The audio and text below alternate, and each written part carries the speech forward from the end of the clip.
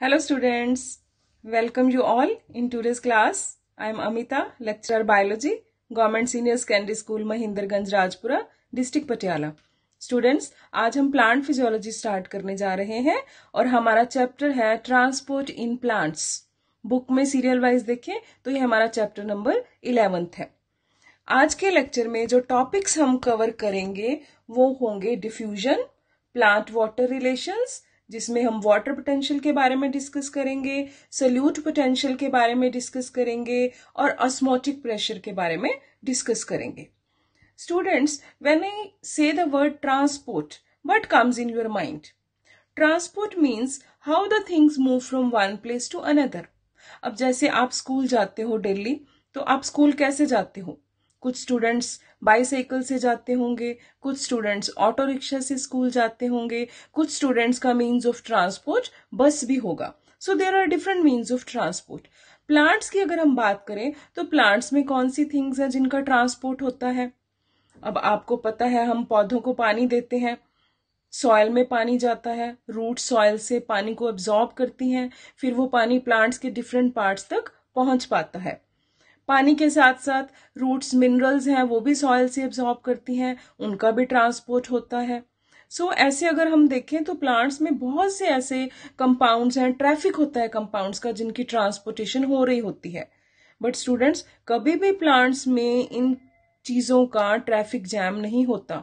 जो ट्रांसपोर्ट है मिनरल्स का, वाटर का, फूड का, वो बहुत ही सिस्टमैटिक वे से होता है.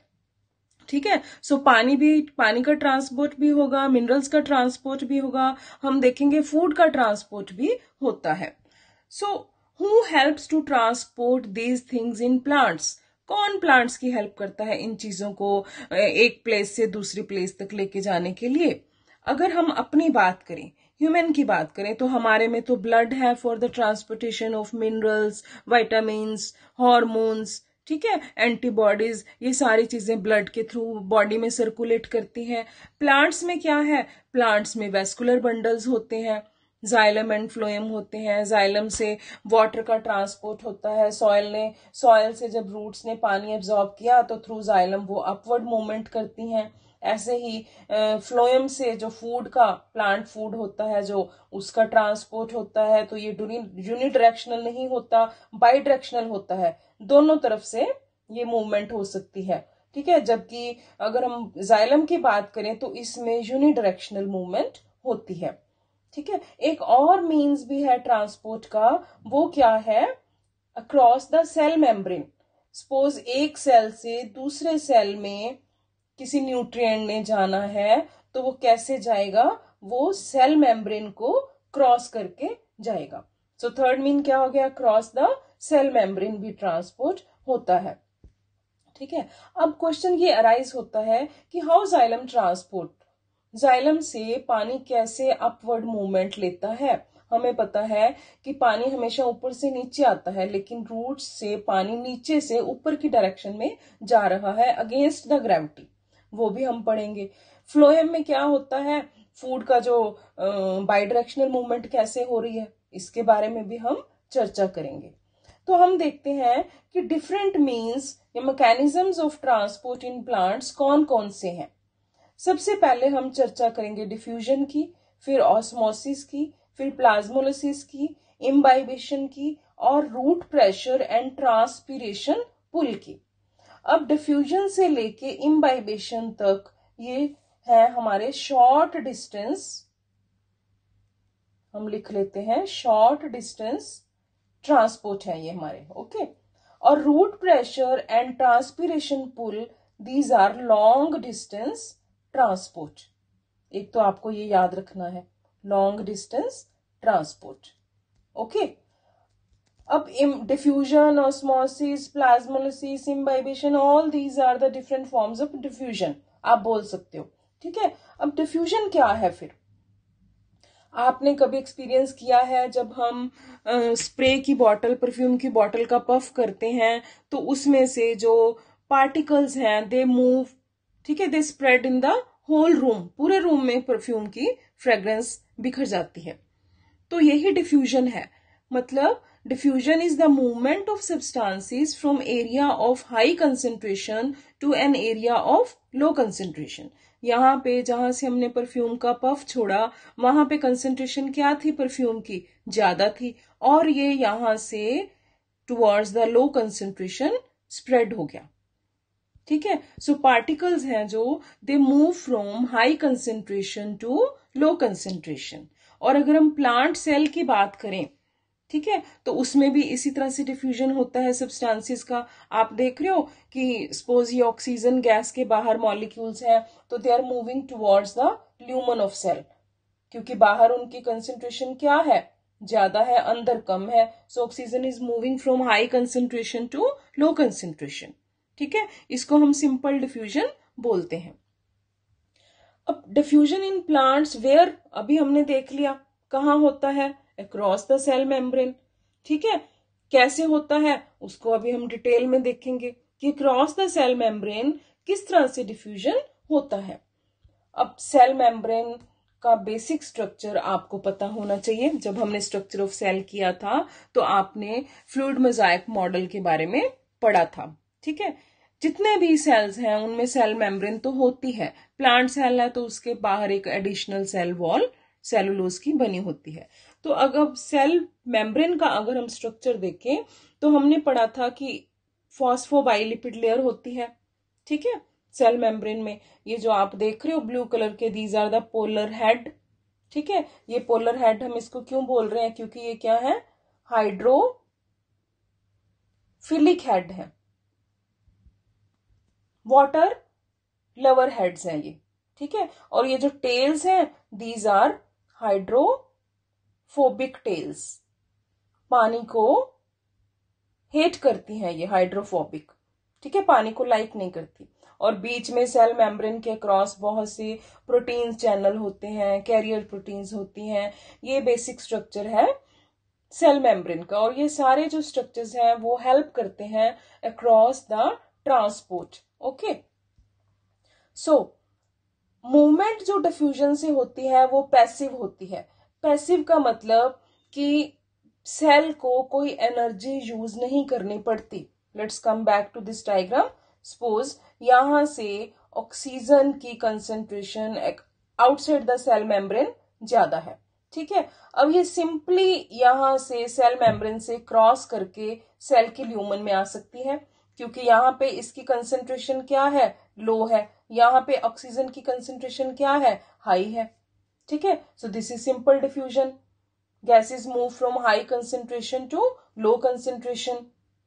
ठीक है, ऐसे ही अगर हम देखें कि कार्बन डाइऑक्साइड की कंसेंट्रेशन सेल के अंदर ज्यादा है तो it will move outside from high concentration to low concentration across the cell membrane. और सेल को इसके लिए कोई एनर्जी यूज नहीं करनी पड़ती, नो यूज ऑफ एटीपी। इसको हम बोलते हैं पैसिव ट्रांसपोर्ट। ठीक है, so movement by diffusion is passive, no energy expenditure take place, energy की कोई रिक्वायरमेंट नहीं होती। और डिफ्यूजन में molecules move in a random fashion from the region of high concentration to the region of low concentration. अभी हमने देख लिया कि ऑक्सीजन एंड कार्बन डाइऑक्साइड कैसे मूव करती हैं along the concentration gradient. Diffusion is a slow process, slow process होती है बेटे ये। ठीक है, आपको याद रखना है। And it is not dependent upon the living system, living system पे डिपेंडेंट नहीं है डिफ्यूजन। अभी हमने देखा स्प्रे की बॉटल से हमने परफ्यूम का पफ किया तो वो लिविंग सिस्टम तो नहीं था ना, so it is not dependent upon the living system. Diffusion is most common या ऑब्वियस इन गैसेस। अभी हमने देखा कि गैसेस में तो डिफ्यूजन हो रहा है, it is very common. In liquids also, liquids में भी डिफ्यूजन होता है। आपने कभी एक्सपीरियंस किया हो कि जब हम इंक का एक ड्रॉप पानी में डालते हैं तो वो पूरे पानी में इंक स्प्रेड हो जाती है, by which means diffusion, diffusion हो रहा among the particles. So plants में तो एक ही मीन्स है गैसियस ट्रांसपोर्ट का, वो है डिफ्यूजन। याद रखना है आपको, क्लियर। फैक्टर्स अफेक्टिंग डिफ्यूजन, कौन कौन से फैक्टर्स हैं जो डिफ्यूजन को बढ़ा सकते हैं या डिफ्यूजन को कम कर सकते हैं। सबसे पहले है ग्रेडियंट ऑफ कंसेंट्रेशन। ग्रेडियंट का मतलब होता है डिफरेंस, तो डिफरेंस जरूर होना चाहिए। हाई कंसेंट्रेशन से लो कंसेंट्रेशन की तरफ ही पार्टिकल्स मूव करते हैं। Clear? Permeability of the membrane, membrane का परमेबल होना बहुत जरूरी है। सेल मेम्ब्रेन अगर परमेबल होगी, ठीक है, तो ही वो गैसियस पार्टिकल्स को अलाउ करेगी to move in and to move out. Third, temperature, अगर हमने टेम्परेचर को इंक्रीज कर दिया तो डिफ्यूजन भी इंक्रीज हो जाएगा। ठीक है, पार्टिकल्स की काइनेटिक एनर्जी इंक्रीज हो जाएगी। और प्रेशर, अगर हमने प्रेशर इंक्रीज किया तो डिफ्यूजन डिक्रीज हो जाएगा, ये याद रखना है आपको। Clear? Size and mass of the particles, size, suppose ये साइज जो है पार्टिकल्स का ज्यादा है, तो अब डिफ्यूजन क्या होगा, इनका स्लो हो जाएगा क्योंकि पार्टिकल्स हैवी हैं। और अगर पार्टिकल्स का साइज कम है, ठीक है, उनका मास भी कम है, तो डिफ्यूजन रेट क्या हो जाएगा, हाई हो जाएगा। So diffusion also depends upon the size of particles and mass of particles. Okay, last, diffusion, जो पार्टिकल्स का डिफ्यूजन हो रहा है वो डिपेंड करता है सॉल्युबिलिटी इन लिपिड्स। अब सेल मेम्ब्रेन में फास्फोलिपिड लेयर है, तो जो सब्सटेंसेस लिपिड में डिसॉल्व हो सकते हैं वो तो इजीली डिफ्यूज होंगे। ठीक है, सो ये भी एक फैक्टर है डिफ्यूजन को अफेक्ट करने का कि how much the substance is soluble in lipids. Clear? Okay, now let's discuss types of diffusion, कितने टाइप का होता है। फर्स्ट इज सिंपल डिफ्यूजन, जो अभी हमने डिस्कस किया, जो across the cell membrane along the concentration gradient होता है, कि from high concentration particles move to the low concentration. आप देख रहे हो अक्रॉस द सेल मेम्ब्रेन कैसे पार्टिकल्स डिफ्यूज हो रहे हैं। So this is simple diffusion, concentration gradient चाहिए, ठीक है, और ये पैसिव है, कोई एनर्जी की जरूरत नहीं है। अब जैसे हमने डिस्कस किया था कि सिंपल डिफ्यूजन से ही oxygen and carbon dioxide cell के अंदर मूव करती हैं, सेल से बाहर आ सकती हैं थ्रू द सेल मेम्ब्रेन। ठीक है, सपोज ये कार्बन डाइऑक्साइड की यहां से कंसेंट्रेशन ज्यादा थी तो ये मूव आउट कर गई, पैसिव ट्रांसपोर्ट है, नो एनर्जी इज रिक्वायर्ड। ठीक है, सो ये सेल मेम्ब्रेन के अक्रॉस सिंपल डिफ्यूजन हो सकता है without the use of energy. Clear? एक होता है फैसिलिटेटेड डिफ्यूजन। फैसिलिटेट का मीन्स फैसिलिटेट करना, हेल्प करना। अब ऑक्सीजन एंड कार्बन डाइऑक्साइड तो स्मॉल मॉलिक्यूल्स थे, वो तो ऐसे ही मूव ऑन कर गए एंड मूव आउट कर सकते हैं अगर उनकी कंसेंट्रेशन ग्रेडियंट है तो। जैसे पार्क की एक बाउंड्री वॉल हो छोटी सी, तो उसमें कोई भी जंप करके अंदर आ जा सकता है। क्लियर? लेकिन अगर पार्क में गेट बने हों, ठीक है, तो वो गेट तो अलाउ करेंगे कि कौन उसमें से पास कर सकता है, कौन उसमें से नहीं पास कर सकता। ऐसे ही कुछ पार्टिकल्स ऐसे होते हैं, सपोज कुछ आयंस भी होते हैं। सपोज मैं एग्जांपल लेती हूँ फ्रक्टोज की। अब फ्रक्टोज को अंदर आना है तो यहां से तो ये आ नहीं सकता, ठीक है, इसकी एंट्री बैन है। क्लियर? तो फिर ये कैसे आएगा, इसकी हेल्प कौन करेगा? इसके लिए कुछ सेल मेम्ब्रेन में ट्रांसपोर्ट प्रोटीन्स हैं, इन्होंने दरवाजे बनाए हुए हैं, चैनल बनाए हुए हैं। तो fructose will move inside the lumen of cell with the help of these proteins. These are channel proteins, transport proteins. और ये भी तभी लेके आएंगी फ्रक्टोज को अगर यहाँ पे फ्रक्टोज की कंसेंट्रेशन हाई है, क्योंकि ये भी कंसेंट्रेशन ग्रेडियंट के अकॉर्डिंगली ही चलती हैं। अगर कंसेंट्रेशन बाहर ज्यादा है तो ही ये उसको अंदर लेके आएंगी, क्योंकि अंदर कंसेंट्रेशन क्या है, कम है। सो फैसिलिटेटेड डिफ्यूजन भी पैसिव ट्रांसपोर्ट में ही आता है। Facilitated diffusion, transport proteins help the particles to move across the cell membrane. ये पैसिव ट्रांसपोर्ट है, एनर्जी की कोई रिक्वायरमेंट नहीं है। और ये जो ट्रांसपोर्ट प्रोटीन्स या we can say channel proteins होती हैं, they are affected by inhibitors, बहुत सेंसिटिव होते हैं इनहिबिटर्स के लिए। इनहिबिटर का क्या मीनिंग कि यहां पे सपोज किसी ने ब्लॉक कर दिए प्रोटीन चैनल का रास्ता, तो अब यहां से पार्टिकल्स कैसे मूव करेंगे, अंदर नहीं जा सकते क्योंकि यहाँ पे इनहिबिटर बैठा है. So they are very sensitive to inhibitors. और ये channel proteins they are very specific. अगर इनको फ्रक्टोज के लिए ही ये दरवाजा है तो फ्रक्टोज ही आ सकता है इधर से. ठीक है. So they are very specific to what they carry, क्या लेके उनको अंदर जाना है. क्लियर. अब इसमें आप देखो क्या हो रहा है. ये भी एक ट्रांसपोर्ट प्रोटीन है, मैंने येलो कलर से शो की है. इसका नाम है aquaporin. It is a type of channel protein.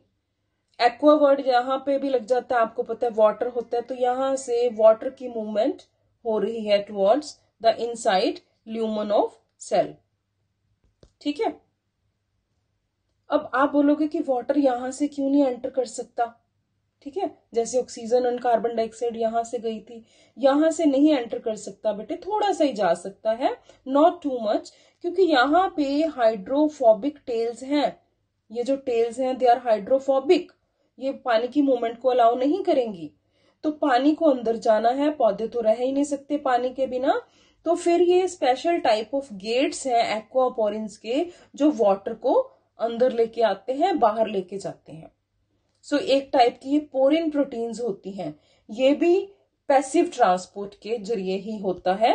सो हम बोलेंगे कि facilitated diffusion by porin proteins. ये भी चैनल प्रोटीन्स हैं. कुछ बैक्टीरिया में, कुछ माइटोकॉन्ड्रिया में, कुछ क्लोरोप्लास्ट में ये प्रोटीन्स पाई जाती हैं on the outer cell membrane. और ये कुछ प्रोटीन्स को, कुछ आयंस को भी अंदर लेके जा सकती हैं. एक्वापोरिन्स की अभी हमने बात की कि ये पानी को अंदर लेके जाती हैं. These are the water channels to move water in and out of the cell.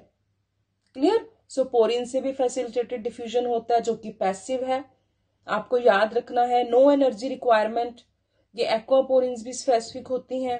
ठीक है. इनहिबिटर्स का इन पे भी असर होता है. क्लियर.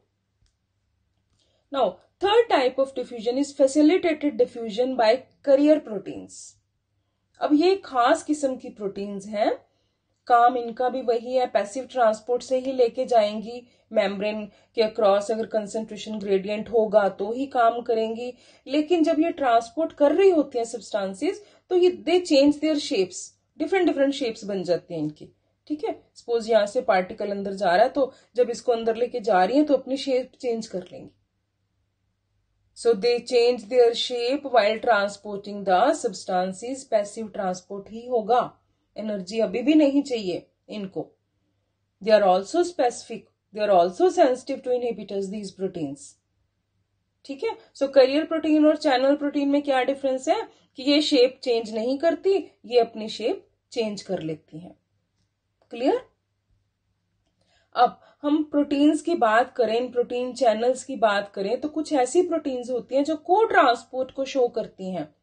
को का मतलब साथ साथ. अगर ये एक मॉलिक्यूल को, एक सब्सटेंस को अंदर लेके जा रही हैं प्लांट सेल के, तो ये कहेंगे अगर दूसरा साथ जाएगा तो ही हम दोनों को लेके जाएंगे. इसको बोलते हैं को ट्रांसपोर्ट. अब आप देख रहे हो कि ए मॉलिक्यूल, ए कंपाउंड अंदर जा रहा है, लेकिन ए को तभी अंदर लेके जाएंगी अगर बी भी कहेगा मैंने भी जाना है. दोनों को एक साथ लेके जाएगी ये प्रोटीन.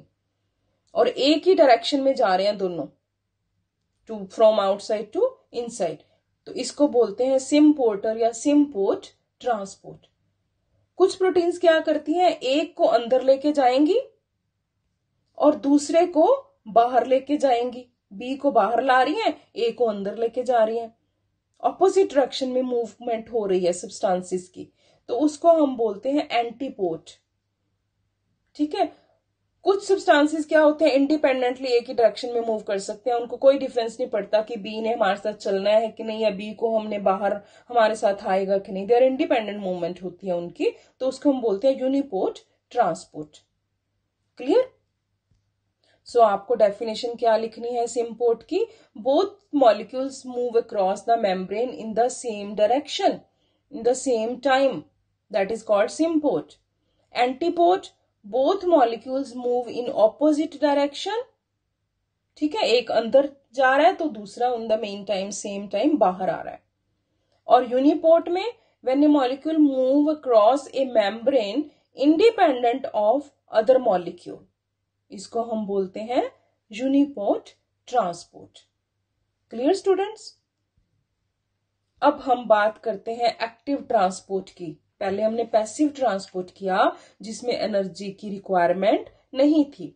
एक्टिव ट्रांसपोर्ट में क्या होता है, movement against the concentration gradient होती है। आपको ये याद रखना है, अगेंस्ट द कंसेंट्रेशन ग्रेडियंट। उसमें हमने किया था अलोंग द कंसेंट्रेशन ग्रेडियंट। अब आप देख रहे हो यहाँ पे जो ग्रीन सब्सटेंसेस दिख रहे हैं, इनकी कंसेंट्रेशन सेल के अंदर कम है, बाहर ज्यादा है। तो मूवमेंट एरो भी देखो, from low concentration to high concentration movement हो रही है। ठीक है, अगेंस्ट द ग्रेडियंट हो रही है। तो सेल को इसके लिए एनर्जी यूज करनी पड़ेगी, उसको एनर्जी खपत करनी पड़ेगी। एटीपी होती है सेल की करेंसी, तो एटीपी लगेगा अगर इसको बाहर जाना है अगेंस्ट द कंसेंट्रेशन ग्रेडियंट। तो उसको हम बोलते हैं active transport. Active transport is the movement of molecules across the cell membrane from a region of low concentration to a region of high concentration. समझे आप? Against the concentration gradient. Very important. इसको uphill भी कहते हैं। uphill क्या क्यों बोलते हैं कि सपोज आपको ऊपर हिल के ऊपर जाना है, ठीक है, ये आप खड़े हो, आपको साथ में एक बहुत बड़ा स्टोन या आप कह सकते हो पत्थर भी ऊपर लेके जाना है, तो आपकी तो बहुत एनर्जी लगेगी, आपको नीचे से ऊपर जाना है। ठीक है, तो इसको बोलते हैं अप हिल। जब अगेंस्ट द ग्रेडियंट हो रहा है तो अप हिल ट्रांसपोर्ट होता है, तो सेल को एनर्जी लगानी पड़ेगी। ठीक है, ये देखो आप, low concentration to high concentration movement हो रही है, एनर्जी लग रही है, और जो प्रोटीन हेल्प कर रही है उसको हम बोलते हैं कि वो करियर प्रोटीन पंपिंग कर रही है, जैसे हार्ट पंप करता है ब्लड को। Carrier proteins act as pump to move the substances from low concentration to high concentration. समझ आया बच्चों एक्टिव ट्रांसपोर्ट कैसे होता है? With the help of energy. Clear? अब हम देखते हैं एक्टिव ट्रांसपोर्ट में जो प्रोटीन्स होती हैं, they are also sensitive to inhibitors. क्योंकि प्रोटीन जहां भी है वो तो इनहिबिटर्स से प्रभावित होगी, और वो स्पेसिफिक भी होगी कि उसको किसको अंदर लेके जाना है। ठीक है, सो ये दो प्रॉपर्टीज तो प्रोटीन्स में होती हैं, चाहे डिफ्यूजन जो है पैसिव हो या फैसिलिटेटेड डिफ्यूजन हो या एक्टिव ट्रांसपोर्ट हो। क्लियर? सो ये डायग्रामेटिक डिफरेंस आप देख सकते हो। सिंपल डिफ्यूजन जिसमें molecules move along the concentration gradient from high concentration to low concentration, कोई प्रोटीन चैनल की जरूरत नहीं है, कोई एनर्जी नहीं लग रही। फैसिलिटेटेड डिफ्यूजन भी high concentration to low concentration हो रहा है, लेकिन यहाँ पे हमें ट्रांसपोर्ट प्रोटीन चाहिए।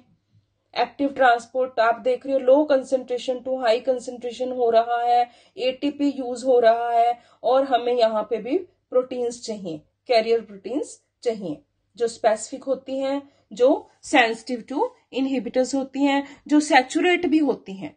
सैचुरेट का मतलब कि अगर ये प्रोटीन्स, अगर इन्होंने 10 फ्रक्टोज मॉलिक्यूल्स को लेके जाना है तो 1 बाय 1 लेके जाएंगी, और जब मैक्सिमम ट्रांसपोर्ट हो जाएगा तो वो सैचुरेट हो जाएंगी।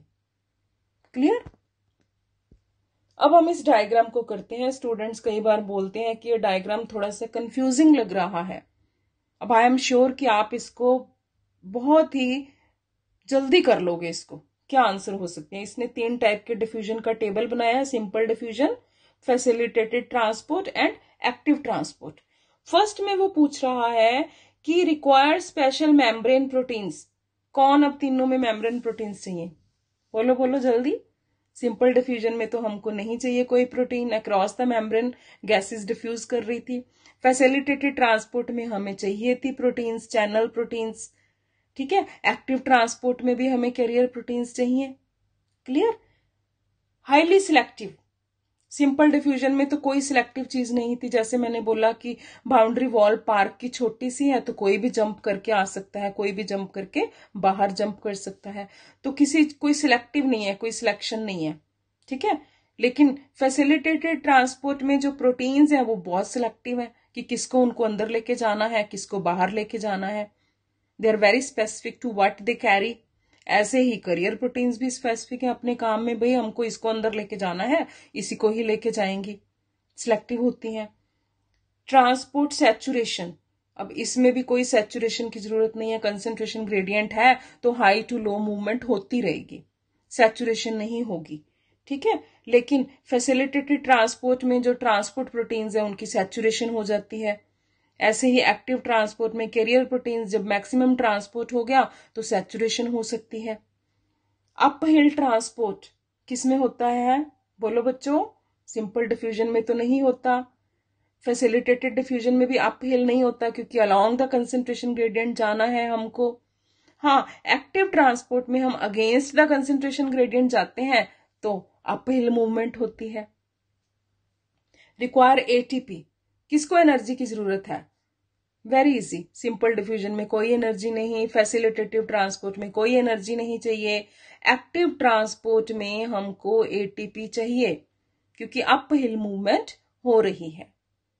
क्लियर? ओके स्टूडेंट्स, चलो आज के लेक्चर में आप डिफ्यूजन को ही अच्छी तरह से समझिए। प्लांट वाटर रिलेशंस हम नेक्स्ट लेक्चर में लेंगे। Till then study well, learn well and have a nice day. Thank you.